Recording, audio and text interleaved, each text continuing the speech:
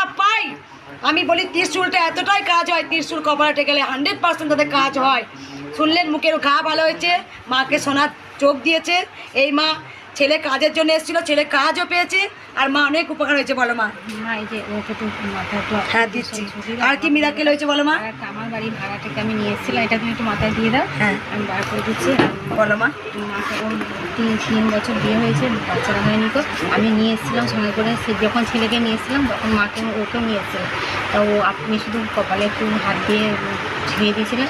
তা ও এখন 2 মাস প্রেগনেন্ট। এই রে, ও কই কেন এলো না? এলো না, ওকে ডাক্তারবাবু রেস্টে থাকতে বলেছে। মানে ও স্বামী, এই যে ছবি দেখাচ্ছে মেয়ে, এটা কেন স্বামী কেন বুঝতে বল মা, ও বাচ্চা মা হবে। ও আসবে বলেছে, যে ডাক্তারবাবু বলেছে যে ওনার একটু রেস্ট।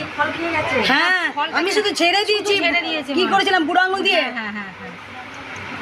ফোন লাগা, তুই ফোন লাগা, আমি কথা বলবো। ফোন